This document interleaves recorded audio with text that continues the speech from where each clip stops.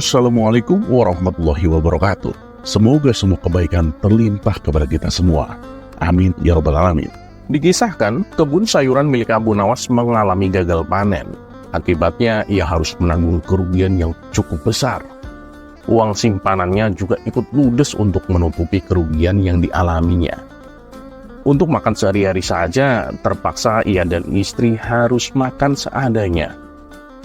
"Hari ini kamu masak apa, istriku?" tanya Abu Nawas. "Ya masih sama seperti yang kemarin, nasi sama daun singkong," jawab istrinya. Mendengar itu Abu Nawas menghela nafasnya. "Padahal aku ingin sekali makan daging," ucap Abu Nawas. "Mau beli pakai apa coba?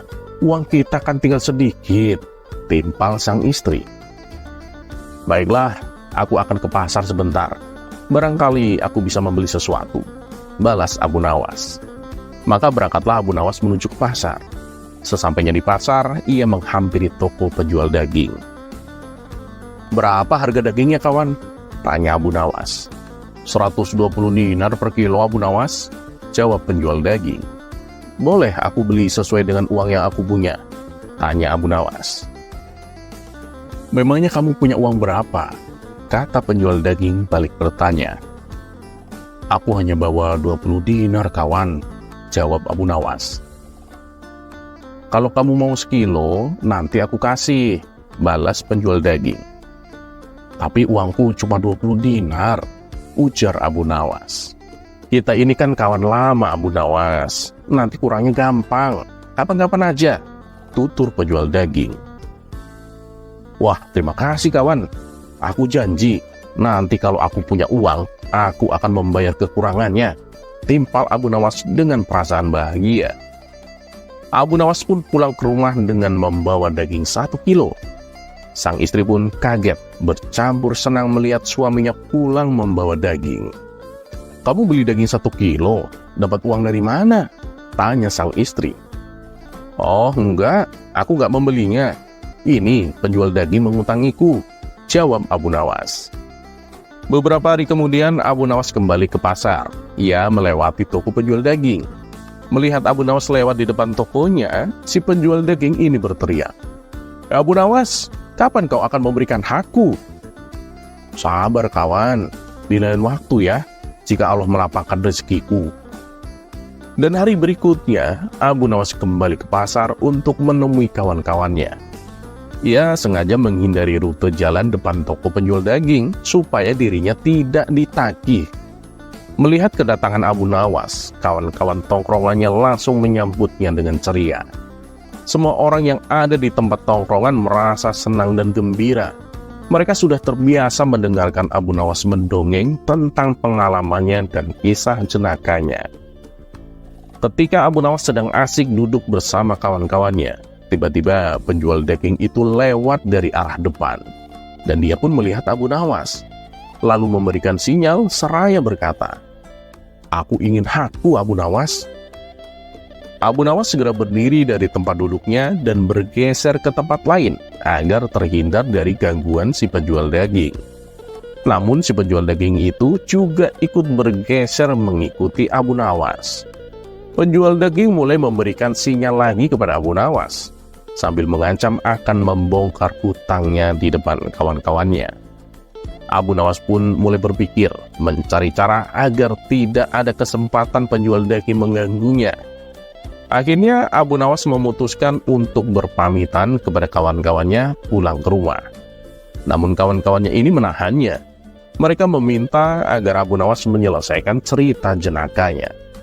Mau tak mau, Abu Nawas menuruti kemauan kawan-kawannya itu. Tapi yang membuat Abu Nawas kesal, penjual daging itu selalu mengganggunya. Merasa kesal dengan tingkah laku penjual daging, Abu Nawas mulai membalasnya. "Baiklah, aku akan bayar semua. Berapa hutangku? 100 dinar kan?" tanya Abu Nawas. "Iya, benar 100 dinar. Kapan kamu mau melunasinya?" kata penjual daging. "Sekarang aku melunasinya. Kamu tunggu di sini dulu. Aku ambil uangnya di rumah," jelas Abu Nawas. Kemudian Abu Nawas berjalan pulang untuk menemui Tuan Hamid. karena kemarin lusa Abu Nawas bekerja di rumah Tuan Hamid membersihkan kebun yang ada di halaman rumahnya. Dan kebetulan saat itu Abu Nawas belum menerima bayaran dari Tuan Hamid karena Tuan Hamid sedang berada di luar kota. Mendengar Abu Nawas akan membayar hutang kepada si penjual daging, Tuan Hamid pun bercerita bahwa si penjual daging itu mempunyai hutang 100 dinar juga kepada Tuan Hamid. Maka terpikirlah akal cerdik Abu Nawas untuk mengajak Tuan Hamid bersamanya. Tak berselang lama, Abu Nawas pun datang bersama Tuan Hamid. Di situ si penjual daging sudah tak sabar ingin menerima pembayaran 100 dinar dari Abu Nawas. Dan ternyata kawan-kawan Abu Nawas juga masih ngumpul di situ.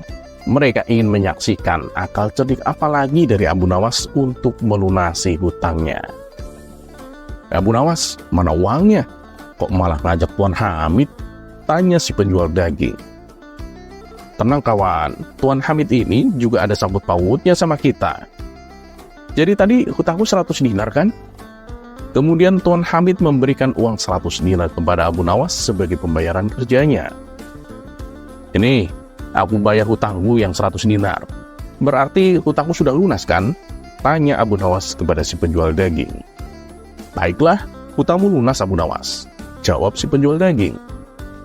Ketika si penjual daging akan memasukkan uang itu ke dalam kantong bajunya, Abu Nawas buru-buru berkata, "Tapi tunggu dulu kawan, aku dengar kamu juga punya hutang 100 dinar ke Tuan Hamid. Nah, mumpung kamu lagi dapat uang, bayarlah sekarang. Tidak elok menunda-nunda bayar hutang kalau sudah ada uangnya." Karena merasa malu kepada Tuan Hamid dan juga banyak kawan-kawan Abu Nawas yang sedang menyaksikan itu, akhirnya dengan terpaksa si penjual daging menyerahkan uang 100 dinar yang ia dapat dari Abu Nawas kepada Tuan Hamid. Nah, sekarang semua sudah selesai kan? Tuan Hamid sudah membayar kerjaku yang kemarin. Aku sudah membayar lunas hutangku kepadamu, dan kamu juga sudah membayar lunas hutang kepada Tuan Hamid, kata Abu Nawas kepada si penjual daging. Seketika, semua kawan-kawan Abu Nawas berdecak kagum dengan kecerdikan Abu Nawas itu. Dan si penjual daging pun pulang dengan tangan hampa, walaupun hutang Abu Nawas sudah lunas kepadanya.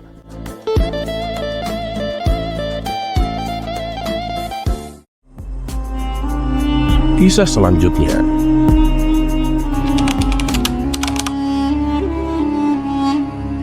Suatu ketika, sang raja terlihat murka dan melihat pekerjaan pengawal kerajaan yang selalu tidak beres.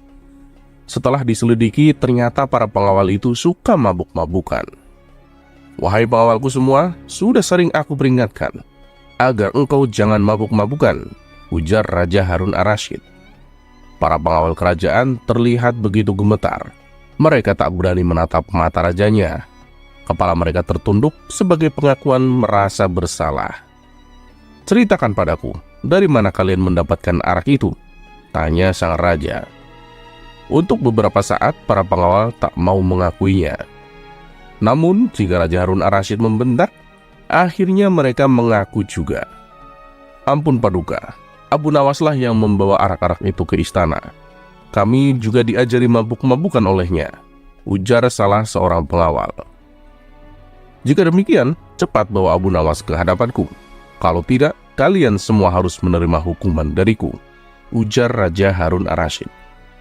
Keesokan harinya, berangkatlah beberapa pengawal kerajaan ke rumah Abu Nawas. Sesampainya di rumah yang sederhana Abu Nawas itu, mereka kemudian memberitahukan maksudnya. "Bawalah botol ini ke hadapan raja, dan katakanlah semua ini atas perintahku," ujar salah satu pembina pengawal. "Tunggu dulu. Dengan minuman arak ini, aku pasti akan dihukum oleh raja," kata Abu Nawas. "Benar, tapi jika engkau berhasil lolos dari hukuman raja, aku akan memberimu sejumlah dinar," ucap pengawal itu.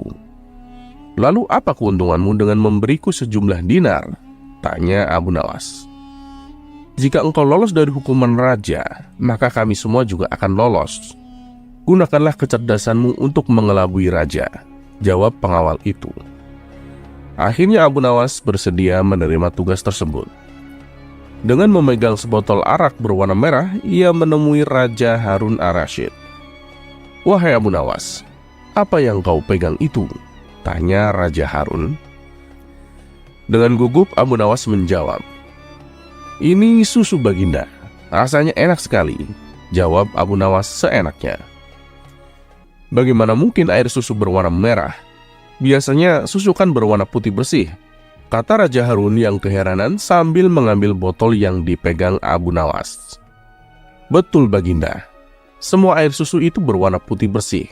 Tapi saat melihat Baginda yang gagah rupawan, ia tersipu malu dan menjadi merah merona," jawab Abu Nawas yang mencoba mengambil hati Raja Harun Ar-Rasyid dengan menyebutnya seorang yang rupawan.